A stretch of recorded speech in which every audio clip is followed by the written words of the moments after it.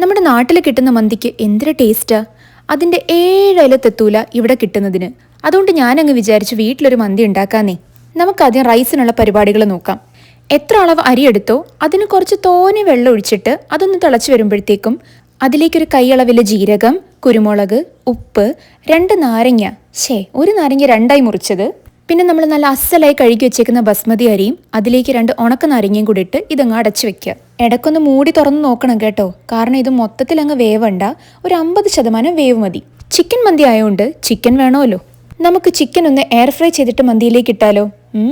അതിനായി കഴുകി വെച്ച ചിക്കനിലേക്ക് 1 സ്പൂൺ മല്ലിപ്പൊടി, കാശ്മീരി മുളക് പൊടി, ജിഞ്ചർ ഗാർലിക് പേസ്റ്റ്, കുറച്ച് മഞ്ഞൾപ്പൊടി, ആവശ്യത്തിനുള്ള ഉപ്പ്, സ്ക്വീസ് ഓഫ് ലെമൺ, പിന്നെ കുറച്ച് ഒലീവ് ഓയിൽ നന്നായിട്ട് തിരുമ്മി നമുക്കൊന്ന് എയർ ഫ്രൈ ചെയ്തെടുക്കാം. ഇതും നമ്മൾ നേരത്തെ റൈസിൻ്റെ കാര്യം പറഞ്ഞ പോലെ ഒരു 50% വെന്താൽ മതി. ഇനി കുക്കറിലേക്ക് ചിക്കനെ ഒന്ന് നിരത്തി വെക്കാം. അതിൻ്റെ മുകളിലേക്ക് ഒരു 1/2 teaspoon ginger garlic paste, spices ആയിട്ട് 3 ഗ്രാമ്പൂവും കുറച്ച് കറുവാപ്പട്ടയും, ഒരു നുള്ളു കാശ്മീരി മുളക് പൊടി, നാരങ്ങ നീര്, പിന്നെ 1 ടേബിൾ സ്പൂൺ ബട്ടറും കെച്ചപ്പും.